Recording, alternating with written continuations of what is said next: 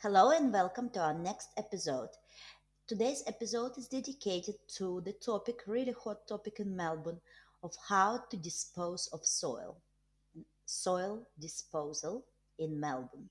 Whether you're trying to dispose of soil from your garden, from your landscaping project, from your building project, or from your demolition project, this episode is for you. We hope that you will get some useful tips, and as always, we will put some resources in the show notes. And you can always contact us for future information on our Melbourne hotline, customer service line, which is at 1300 605 624. Here we go.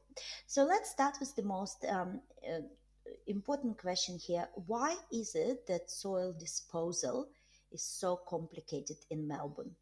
It has never been complicated before. Why now? Well, one of the reasons behind it is the very well known Westgate Tunnel scandal. So, while building the Westgate Tunnel, there was literally millions millions of dollars or multi-millions of dollars of soil dug up, which has been proved to be contaminated, and this soil could not find a home. So at one point of time, EPA has issued permission to particular landfills to restructure their facilities so they could accept this contaminated soil. However, the residents who live around those landfills have all um, gone on in particular petitions, and uh, city councils have commenced a legal action against Andrew's government to stop those landfills from accepting contaminated soil. Residents who live nearby, they don't want to deal with carcinogenic substances or any side effects that might be created by living next to contaminated material. And therefore, EPA had no choice but to revoke its permission to particular landfills to accept this contaminated soil. So, as a result, the soil is still sitting there. The Westgate Tunnel project is on hold until this debacle is resolved. But as a sort of side effect of this action, that brought up an extra light, and EPA took literally a magnifying glass and it went to inspect everyone who deals with soil. It went to inspect waste transfer stations such as ours, any landfills that accept soil. As a result, the rules around soil disposal and associated costs have skyrocketed. So there is more rules and regulations than ever. The cost is through the roof. The process through which we have to go to, first of all, identify whether soil is contaminated or not, and then to clean the soil, which is even not contaminated, until its purest form, which is called clean soil, and to dispose of it, it became a little bit of an industry nightmare.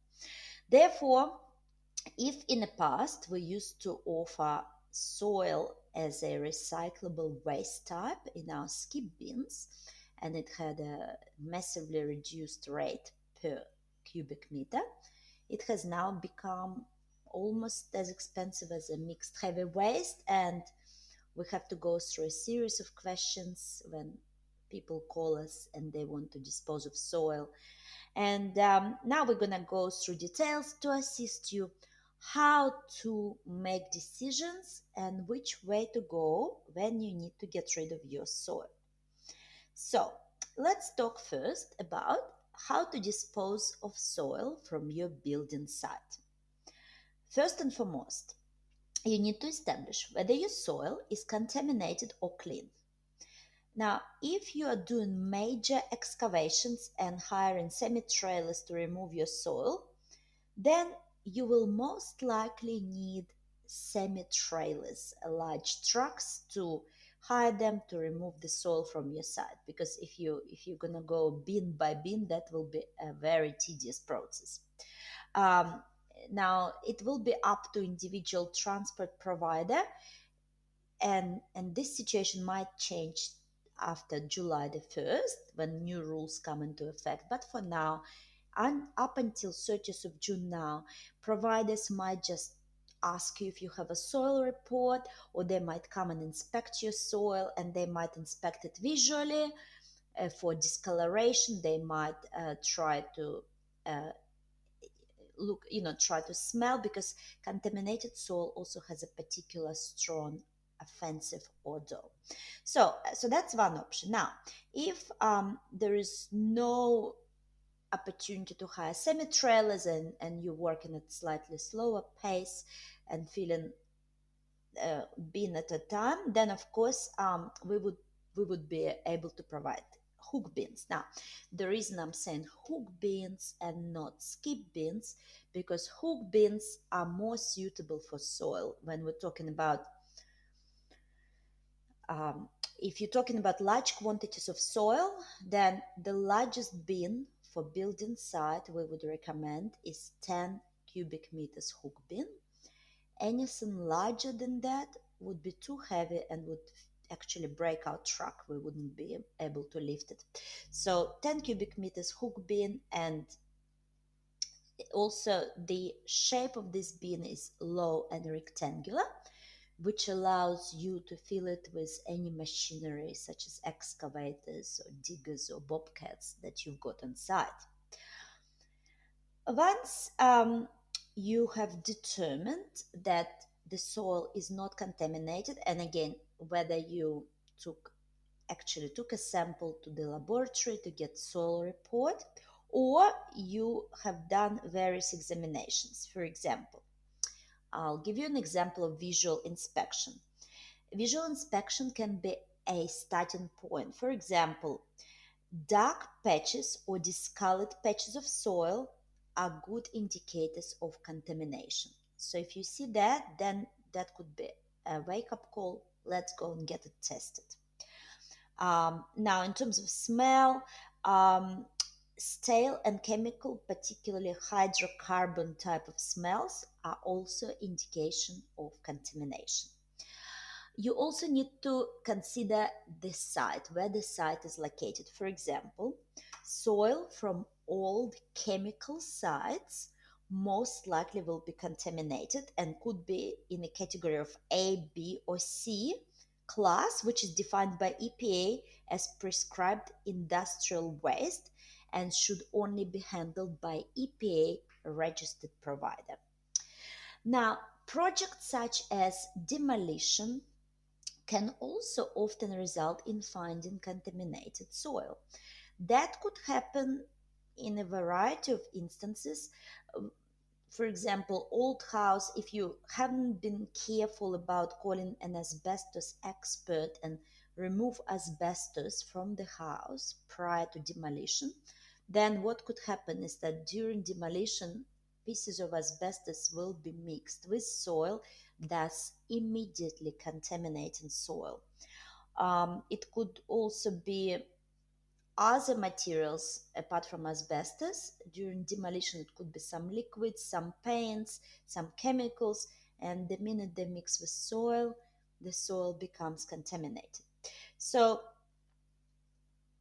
just a word of caution, obviously, all experienced demolishers and builders know that first step in the demolition process is to always call asbestos removal company, who will inspect your house, even garage, for any signs of asbestos, and if there are any found, you need to pay the money and get it safely out of your site. And only once asbestos is removed, you can then continue with your project of demolition and waste removal. Now, we've already discussed what bins are suitable for soil waste. So, we've discussed that if you have a large quantity of soil, then the largest bin we would suggest is 10 cubic meters hook bin. However, if you have small amounts of soil, let's say you're a landscape or you a resident cleaning up your garden, digging up something in your backyard, then you might only need a small bin. Now, we have all bin sizes starting from 2 cubic meters and I'm talking about soil only, from 2 to 10 are all suitable for soil. However, while 2 cubic meters is the smallest mini skip we offer, this bin does not come with a door.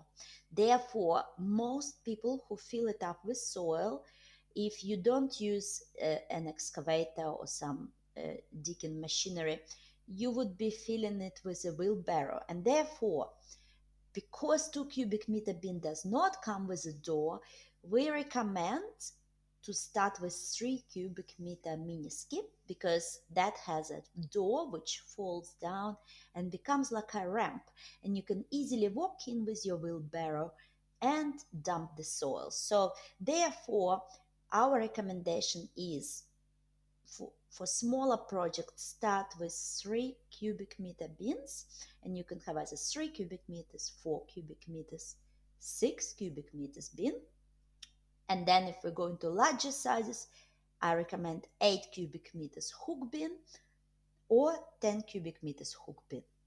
So that's as far as suitable sizes for soil. Now, next topic is for residentials, how to dispose of garden soil from your home. Right. So the most common projects that we've encountered when our customers call us for the home are, they could involve a large range of jobs like plumbing jobs, where there is a requirement to dig up some soil to lay new pipes or replace pipes, gardening jobs, landscaping jobs, backyard renovation jobs, driveway replacement, fence replacements, and new gates installations. So, depending, of course, on what projects you have in your home, then you, of course, you will need a variety of bins. Now, as we discussed, anywhere between 2 and 10 cubic meters. 2 cubic meters is not recommended because it doesn't have a door. But if you know, if you like working out and physical activity, you're more than welcome to lift the soil over the top of the bin, which 2 cubic meter bin is only 95 centimeters high, so it's under a meter high, so could be a good workout for some. Now, however, from residential, so far, statistically speaking, we can say that most popular sizes for soil were between 3 cubic meters and 4 cubic meters bins. That's for your small backyard renovation projects. Right. So the next question that our customers ask us when they order bins for soil is, what other materials can you mix soil with? Well, that's a very good question, because as we already discussed previously, if you mix soil with raw materials, soil becomes contaminated, and then it will cost you thousands, literally thousands, to get rid of it. So let's talk about some materials that we can mix it with. Now we will discuss now soil with no clay. All right, so soil with no clay can be mixed with the following materials: with rubble, it can be mixed with grass, which is natural. If you're digging up your nature stripper, grass will be there, so it's one of the default materials.